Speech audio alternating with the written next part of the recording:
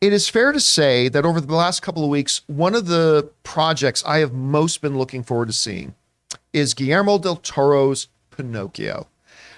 This has just looked absolutely delightful, and especially coming off of that gut-wrenchingly disappointing Tom Hanks Pinocchio, which was just awful. Certainly been looking forward to seeing this, and especially coming out of some of the festival circuits, and the fact that some of the early awards things that have been going around, a couple of, not all of them, but a couple of them have been naming Pinocchio as the animated film of the year. Some people even suggesting that Pinocchio could in fact get maybe a Best Picture nomination at the Academy Awards. Now, we don't want to get ahead of ourselves, but hearing that kind of stuff, and just the fact that it's Guillermo del Toro, he is a master storyteller, it doesn't matter if he's doing Blade or if he's having women making out with fishmen. It doesn't matter. He makes great films, Academy Award winning great films. So I sat down and I started watching Pinocchio. I was a little underwhelmed. I'll be honest with you. Wow. It did not live up to the hype for me. Now, the first 10 minutes of the movie, I'm not going to spoil anything, but you know the story of Pinocchio. The first 10 minutes of the movie are likened unto the first few minutes of Up. It's heart-wrenching. Absolutely heart-wrenching. It was off to a great start. Visually, it's beautiful. It's gorgeous. Every frame of this movie is absolutely beautiful and gorgeous in the animation. The voice cast was perfection. The voices matching the characters was absolutely perfect. It was fantastic. And then Pinocchio shows up. And just to give you guys a little bit of insight, my wife Ann, who's watching it with me, she got up about 20 minutes in the movie and she goes, I don't think I can take this anymore. I want Pinocchio to die. He's a little bitch. And I remember thinking, you're not completely wrong. I mean, if I was Geppetto and I was living with that Pinocchio thing for like 5 minutes, I probably would have thrown it in the furnace. I probably would have thrown it in the fireplace. Now, thankfully, the character Pinocchio does grow and all that kind of stuff. But here's the thing for me. This is a good movie. Don't get me wrong. When I choose my words a little underwhelmed rather than bad or anything. It's not bad. The themes are very mature. It's it's Guillermo del Toro. It's a much darker take on Pinocchio than we've ever seen, which we expected no less coming out of del Toro. There's a lot of stuff getting into like dealing with like the fascist era with, you know, the Nazis and Mussolini and all this kind of stuff. That was pretty interesting. There was an interesting take on the circus, which was kind of different than anything we've seen before. Again, the voice acting was fantastic. Couple things though. They tried to make it a semi-musical. None of the songs were catchy. Like none of them were particularly catchy at all. Like I couldn't hum one tune back to you right now out of any of the music. Now that's not the make or break of any movie. I'm just saying that, you know, they decided to go for the musical aspect of it and that didn't quite work. Also, the humor in it didn't work. I think I maybe chuckled once, and this is not a comedy, so that's not the biggest sin in the world, but they did try many times to have something be funny, and I just, that wasn't funny. The one funny line that I laughed, I won't tell you who says it, I won't give you the context at all, because I do not like this puppet, burn everything. When you see it in context, you'll get it, because I know that line doesn't sound funny. In context, that was pretty funny. It was a pretty funny moment. And here's the main problem with it. And we're going to talk about this a little bit when we get around to talk about Willow as well. They never sold the bond between Geppetto and Pinocchio to me. I never believed for a second that Geppetto developed a fatherly affection for this puppet.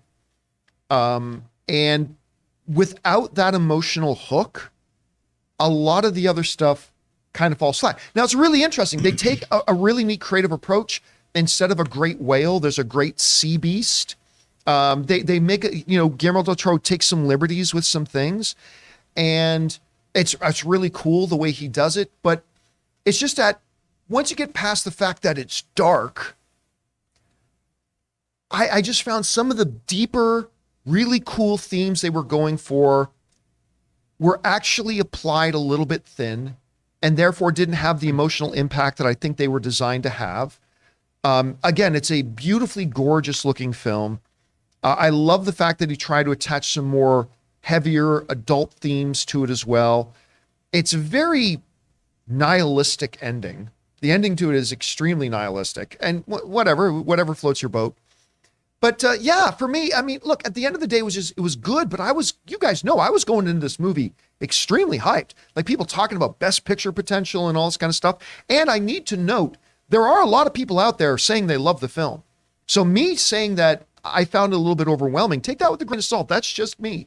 There's a lot of other people saying they really, really love it. So if you're on the fence about it, check it out. Check it out for yourself. See what you think about it. I think there are a lot of pros to it. Again, just for me, by the end of it, I thought it was definitely several degrees better than the Tom Hanks Pinocchio, for sure. It is the best Pinocchio film of the year. I was just coming from Guillermo del Toro and the beauty of it. I was just going in a little bit more. What have you been hearing about it, Chris? And where's your anticipation level for this movie been? Well, I'm very excited about this because I love stop motion animation. It's one of my favorite mediums. And this is one, execution-wise, this is one of the best stop motion animation things in an execution way I've ever seen. And that's what I keep hearing, is that this is just stunning work. And I'm very excited to hear that you two enjoy the vocal cast, because that's what I've been hearing too. Taylor, you really liked it, right? I loved it. Yeah, because when we talked about it, you were just like gushing about this. Okay, first thing, I'm excited nobody cares what Taylor thinks. So I do. He's my buddy. He's my little Christmas pal. But like, I'm really excited to see this one though, because I just love his work. Guillermo del Toro, typically for me, there have only been one or two films that did not resonate with me that he's done. I don't know that any of his hasn't resonated with me. I just think he's amazing. I wasn't a big fan of the last year's Fish in the Water. No, the Alley one, the Hollywood one. What was that? Oh, that's right. The one he did with Bradley Cooper. Nightmare Alley. Nightmare Alley. That's right. Just because within the first 15 minutes, I was like, oh, I know how this goes. All right. And you know, that one just didn't do it for me. But I think this looks really, really fun, and I'm excited to see it. And I've mostly heard good things, so I'm surprised that it was a little underwhelming for you. I am curious, Taylor, like the couple of things that I pointed out that really didn't work. The music didn't work for me. I never felt the emotional. Did that stuff work for you? Does those elements work for you? Yeah, it did. The music was really good. I didn't know that it was going to be like a heavily leaning towards being a musical, but the design of the characters, the creatures, I don't want to spoil anything. I mean, we put up an image of one of the blue fairy. The blue, yeah. Oh my God, gorgeous. So unique to me. The design of Pinocchio himself, I'm like obsessed with the head and having one ear and like the back of his head. There's a Funko of him that's coming out, so I know I'm going to order a couple of those. But what's really cool is on Netflix, there's also about 30-minute documentary about the making of this. I think it's called like Hand Carved Cinema. Ooh. And then that would be good. I just found out right now, MoMA's having a art gallery, I think with like pieces from the film. It's now through April 15th.